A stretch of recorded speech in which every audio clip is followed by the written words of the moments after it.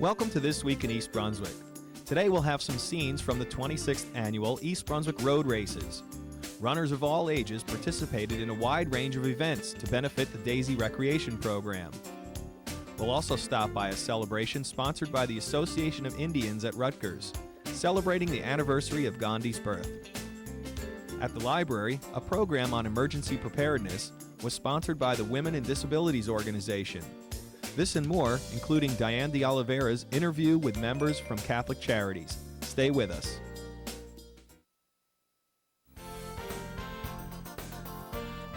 Holiday time is shopping time.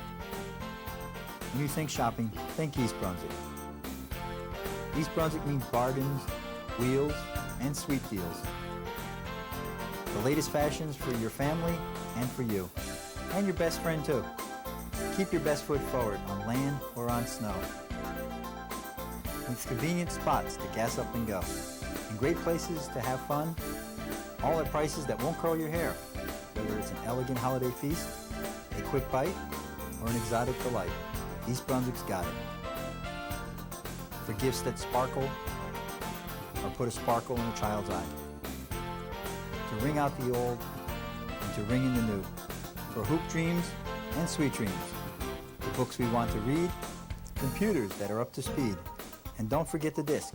When you compute all the facts, the answer is clear.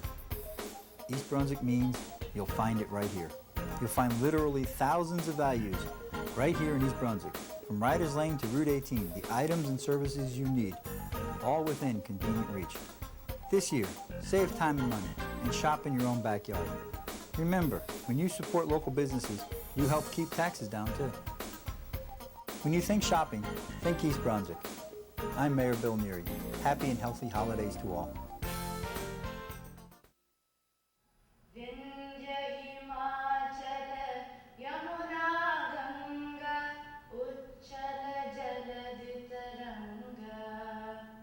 Last Saturday, the Association of Indians at Rutgers, or AIR, celebrated the anniversary of Mohandas Gandhi's birth. After several guest speakers addressed participants, AIR members took buses to various locations to participate in community service projects, which included a cleanup of a Cerebral Palsy Association of Middlesex County home. Good morning and welcome to our third annual National Gandhi Day of Service celebrations. For those of you who haven't heard of National Gandhi Day of Service, it was started 5 years ago by an organization called SALT, or better known as South Asian American Leaders of Tomorrow. This NGDOS takes place in about 170 different locations throughout the United States, mostly organized by universities. The main purpose of our event is to unify the community through common action and purpose, and to commemorate the life philosophies of M.K. Gandhi. This demonstration of selflessness and compassion are living testaments to Gandhiji's legacy. As an attorney, his words made in response to the accusations of the British Raj that his leadership of the masses of the Indian people, resisting passively against the imperial rule, was illegal, have always resonated in my conscience when he said, "There is a higher court than the courts of justice, and that is the court of conscience. It supersedes all other courts." Today is National Gandhi Day of Service, and we're coming out here to basically help out the community, give back to the community. The community's given us so much. Like, we're Indians, we're obviously not native to the country. Like, some of us were born here, but our parents migrated. And basically our point is to basically give back to a country that's given our parents and our generation so much. One of the activities for National Gandhi Day of Service was to come out to different sites within the community for people who are living in cerebral palsy homes and nursing homes. And today, me and a couple of volunteers came to the cerebral palsy home in Edison and basically planted some mums and planted some mulch, to make the outdoor environment look a little bit better, kind of help the cerebral palsy victims, feel a little bit better when they walk outside, kind of spend some time with them. Okay. Why did you choose to volunteer? Well, I found out through AIR and my good friend Dheeraj that Rutgers was sponsoring an annual event, National Gandhi Day of Service, and basically happens around Gandhiji's birthday. And basically we want to try to give back to the community. You know, we've seen how Gandhi gave back to his motherland and, you know, kind of became like a leader of, even though he was like a small, frail man, he became a leader of millions and, you know, kind of gave support to the whole community for like a good cause. And, you know, Rutgers students believe that, you know, helping out within the community is a very great cause. So we just wanted to come out, you know, show some support to all the people who are unfortunate, you know, that really have some physical problems or whatnot. So, you know, give them some support. Our fraternity, Sigma Beta Rho, likes to volunteer each semester about 4 times. So we're here helping out at a disabled person's home right now. They can't clean up here, so we're trying to help them clean out. Here we are, and we planted a few plants that you see in the background, and all along the side over here. We're from Rutgers University. It was me and a few other ladies and men there in the back, and we do this every year. This is our 5th year at Rutgers. And we hope that this continues every year. We're taking the leaves, raking them. Girls are planting stuff in the front. We're taking branches and sticking them in the 4x4, just cleaning up the backyard.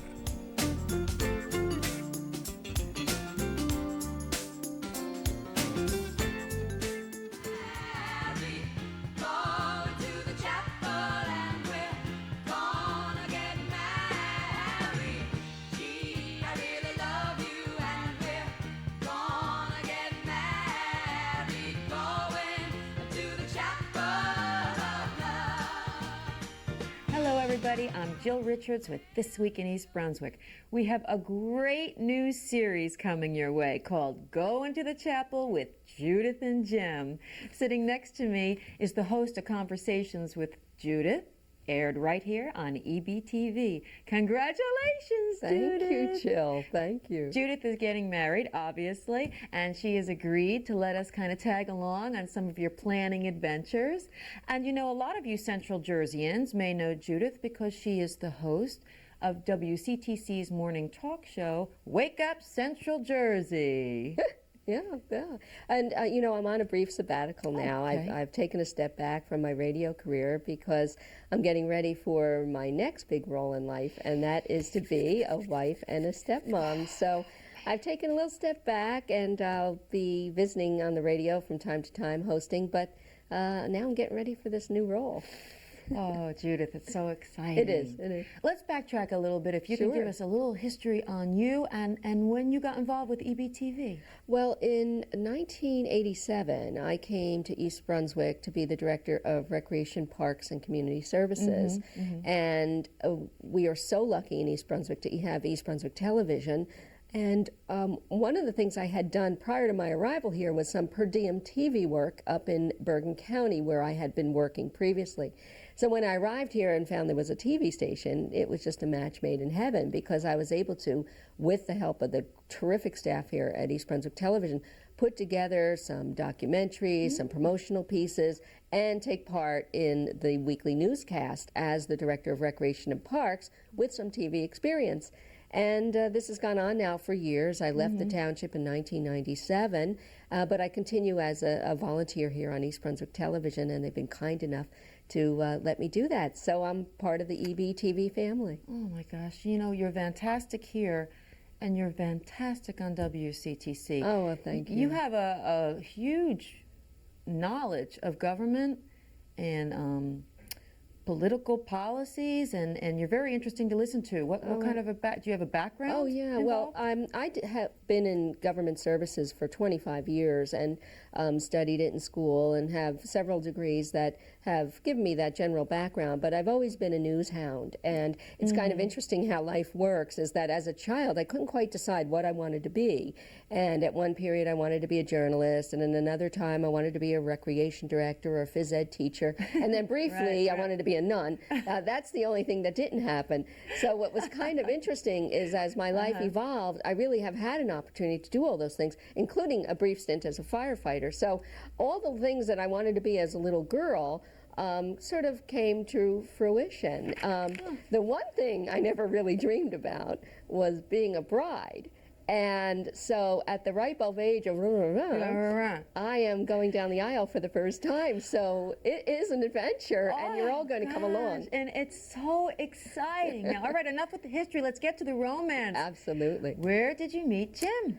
Well, you know, the funniest thing is, part of my shtick, and I do some stand-up and have some fun on the radio and here on East Brunswick Television, that there are no good men, you know. So I was this, perennially looking for that right man. Yeah. And finally somebody said to me, you know what, just live your life, and you may just trip over the right guy. And so I took that advice, and every opportunity I had to seize the day, I did. So I'm a skier, have been for many years, and originally a kid from the projects in Newark, New Jersey. And I wound up going to ski in San Moritz by way of Prague. I went for a long weekend to Prague and then on to Switzerland to ski. Oh and I was skiing down the hill in Switzerland, and I was planning on meeting some friends who also were going to be in Switzerland. And as I came skiing down the hill by myself, I was traveling on to Prague by myself, and I'm skiing down the hill, and I thought I saw a group of women that I knew. So I followed them for a little while, trying to catch up, and I see a man stopping in a red ski suit, sitting down, looking lost, and I skied up to him, and he had lost these women, and I said to him, those women went down to the right, and he looked at me because I was speaking New Jersey. And he looked up at me, all I could see was his eyes, and he said, well, who are you? And I said, well, I know those women, and I'll bring you to them. And he said, you do not? I said, oh, yeah? He challenged me, and I said, follow me. So, foo. And as I approached the group, the women all yelled, Judith! And he went, holy cow!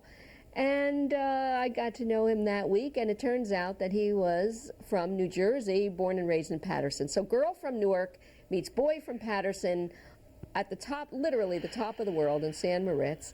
And we became fast friends, and then when it came time to part at the end of the trip, I realized that maybe I was a little sweet on him, and when he got home, he called and said, you know, I can't go a day without seeing you after a week, and that was it. Oh, I love this story. Oh. So a couple of years later, I am marrying Jim Josephs on December 27th, and with him I get the package. I'm actually marrying 3 men. I get also Jim Josephs Jr., age 17, and Michael, who is age 14. So I'm also plunging in to the world of being a stepmother after all these years of being single with no children. So ready, set, go. Oh, we are so excited that we're going to be a part of this, and we're going to do hair and makeup with Judith. We're going to try on gowns with Judith. Super. We're going to meet a party planner, and we have all kinds of things lined up. And would you like to introduce us to your yeah, and as I understand that Jim and I cannot be with you every step of the way as you go through this with us, Jill, but you are going to carry along this picture of us, and Jim and I, we ski, we hike, we kayak, we have so much, we're actually just good old playmates that happen to adore each other. And this is a picture of us at the beach. We're down there all the time. We've all just taken up surfing, if you could believe this. I'm doing a lot of things later in life. And you'll be taking along our picture. This is our wedding announcement where we sent this card out to tell everybody to save the date because it's right in between Christmas and New Year's, December 27th. We will be away on our honeymoon for New Year's Eve.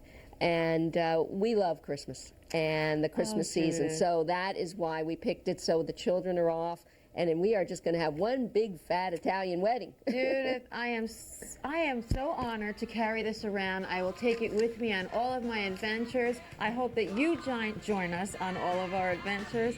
Congratulations to you. I look forward to it. Oh, great. I'm Jill Richards with This Week in East Brunswick. Stay tuned. We're going to have some fun. See you next time.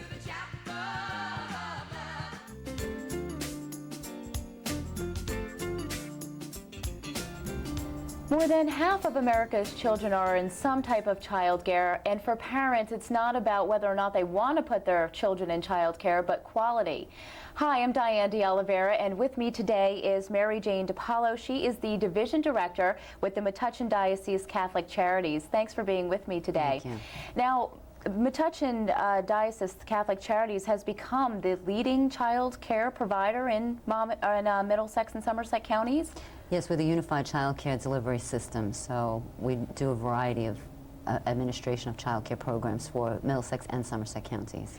And you've really stepped up and become a leading player, especially now with Head Start programs. There's the possibility that they might be dismantled, so more parents might be relying or turning to Catholic Charities for that type of help. What is it that you offer that's similar to Head Start or different than Head Start? Well, we have a variety of child care programs, but the program I was going to talk about today is our accreditation project. And that is, we have a lot of centers and not that many are accredited. There's a national accreditation that's available from the National Association for the Education of the Young Child. And our experience was that many people were interested in the accreditation, but it was a very intimidating, overwhelming process. So we applied to the United Way of Central Jersey because we know they have a very strong commitment to children and quality child care. And we asked for a grant to do quality initiative, an accreditation facilitation project. So what we do is take a number of centers that are working on accreditation and we get them together. First we do the Early Childhood Environmental Rating Scale, which is a sort of a quick look at your strengths and weaknesses, and we can assess centers right away. And then we all work as a community toward these higher quality standards. And we create a very dynamic atmosphere within the center. Everyone works on accreditation, the centers, the teachers, the parents. So it's and you also can work on your challenges with other centers in the community that might be working on it. What are the qualities or what do you have to do to earn that type of title? Well, there's 10 different areas, and under each of those areas is a whole series of standards that you need to meet. And for example, the interaction between children and families, curriculum, interaction with the families, staffing, professional development, health and safety, food and nutrition, evaluation, administration. So it's really physical environment, really the whole gamut. How many child centers does Catholic Charities have in Middlesex and Somerset counties? Well, we have a few centers, but my particular division, we have a child care services division which has centers, but my particular division is just the unified child care, which is sort of the administration for all of the child care centers. We're like a resource, we're the child care resource and referral for this county. How many children do you serve?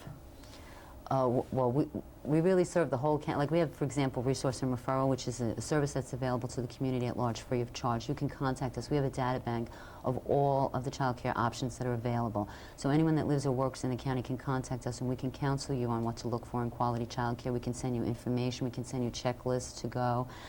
We also provide subsidy programs for poor people that can't afford child care. The cost of child care is higher than Rutgers College. So for those making less than 200% of the federal poverty guideline, we provide assistance.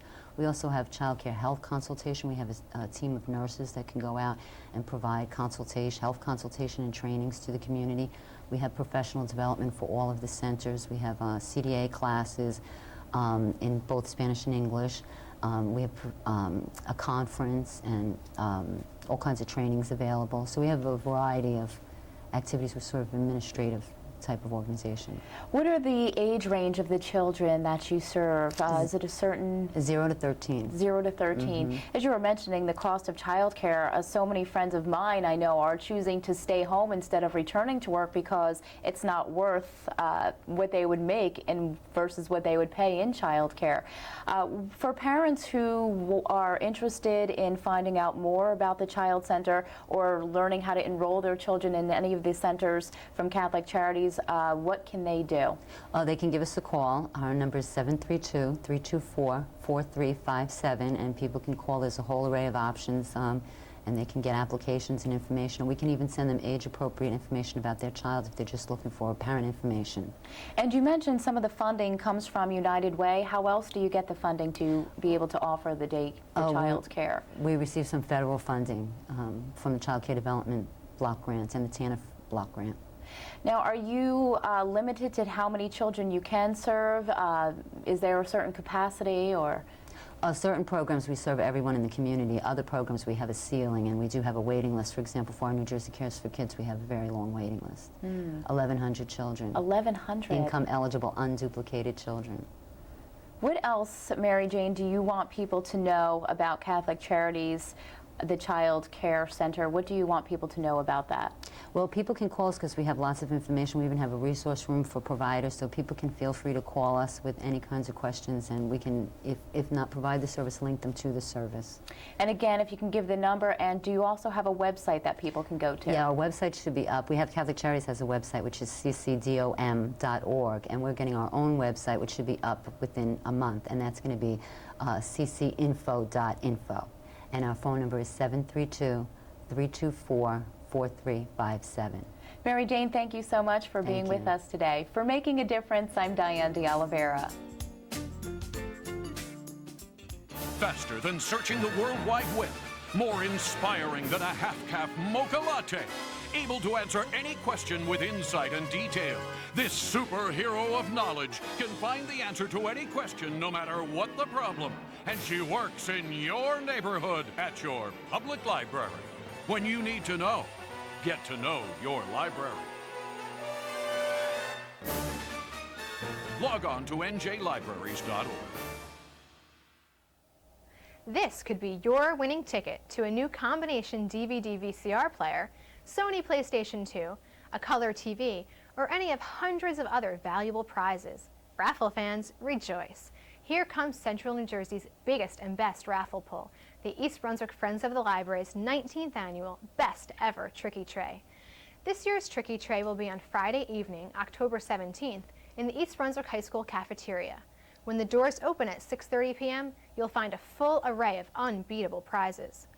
Electronics including a digital camera, appliances and household goods, toys and games, gift certificates to ShopRite and Delicious Orchards, passes to the State Theatre New Brunswick, McCarter Theatre, Medieval Times, the American Repertory Ballet, Meadowlands Racetrack, a Phillies game, the Stress Factory Comedy Club, the Philadelphia Museums of Art and Natural Sciences, mega movies at Brunswick Square Mall, and autographed items from the New York Giants and the New Jersey Devils. And that's only a partial listing. Of course, there are also the always popular money wreath, the big 50-50 pots, and door prizes all night long. If looking over all those fabulous prizes makes you hungry or thirsty, don't worry. Late refreshments will be available all evening, October 17th.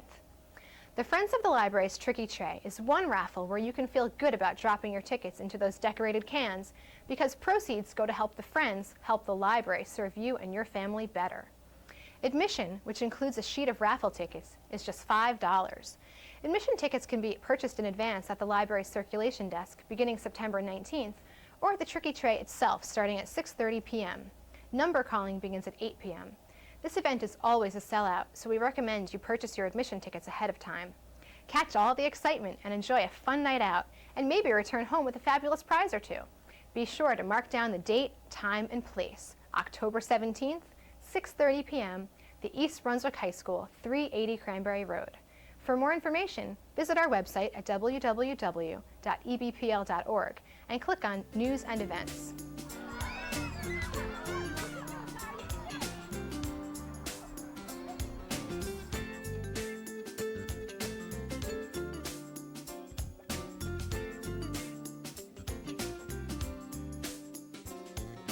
This is the 26th annual East Brunswick Road Races. Last year we celebrated the 25th. We made a big to-do about it. This year we're going to continue the races with a 5K and a 10K race throughout the town, as well as kids dashes across the street. And what exactly do people do when they participate in these races? Well, it's a 500-point race for the USATF, so we attract some very serious runners. But most of the runners are people who live locally in towns nearby in East Brunswick, South River, Milltown, and they just come by for an enjoyable 5K or 10K run. Hey Jim, how long have you been participating in the East Brunswick 10K road races? This is my 26th year. I made them all. What other road races have you participated in? I did a New York Marathon back in '87, Jersey Waterfront Marathon, a lot of 10Ks, 5Ks, local areas. How did you first hear about the East Brunswick 10K? I was the East Brunswick High School girls cross country coach when it first started, and I used to run with a group of guys from the high school, and we heard about the race and we started running with it from the East Brunswick High School group, and we've been doing it ever since. I think I'm the last one still running it right now, actually. I hope somebody else shows up. Sylvia, why did you want to be in the road races this year? Because I like running and I've never been in one of these type of races before. How'd you hear about it? From my mom. She saw it in a paper and she told it to us. Can you tell me a little bit about what you have to do for the races? Well, I think you're supposed to get a number, then you're supposed to start a starting line and see who could get up first.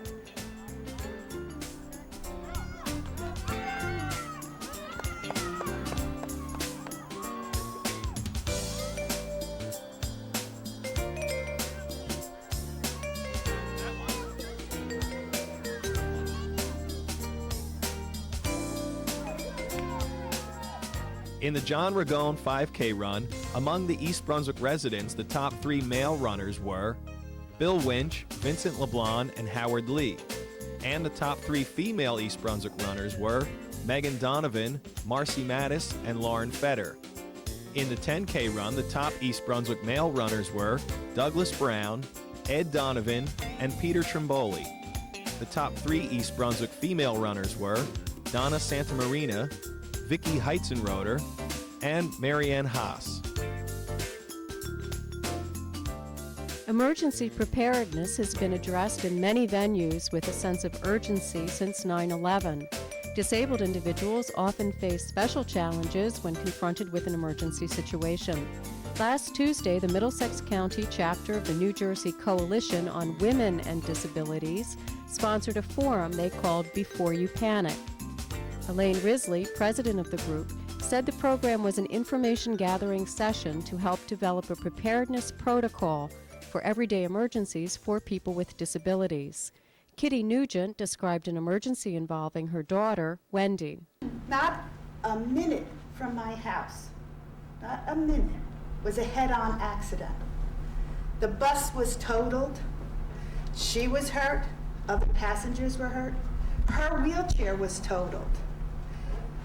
When the police arrived at the scene, they have an assessment that they go by. With that, they think, should I summons an ambulance or not? In this case, they did. The man in the vehicle was bleeding. He showed a picture of need for an ambulance. The people on the bus were assessed next. In that assessment, they went on the bus and they said, is everybody all right here? One person cannot talk. Another person has no feeling. He doesn't know if he's hurt. Wendy, she's screaming hysterically, but he can't get anything out of her, really. Are you all right, or is it just the fear of what had happened? No ambulances were called, because at that time, he didn't see ABC. I believe it goes airway, breathing, circulation. I would like to change that to ABCD. D for disability. Here's guest speaker, Joe Amoroso. I completely agree that rescue personnel and emergency personnel need to be trained and prepared to address the needs of individuals with disabilities on scene. But how much are people with disabilities prepared to discuss their own needs, or are they aware of their own needs? Okay. One of the big issues that we came across with the 9/11 disaster and the aftermath was that there were many people who were not in the World Trade Center buildings or in the immediate bombing area that were impacted because streets were closed off and personal care assistants could not get through. I read an article about a lady who was 35 years old, multiple sclerosis, living in her apartment, and essentially she was alone and in the dark for 3 days because the power went out, her telephone went out, and her PCA could not get through to her, and she had no way to communicate with the outside world. Moreover, no one was searching for her whereabouts or checking on her status for those 3 days.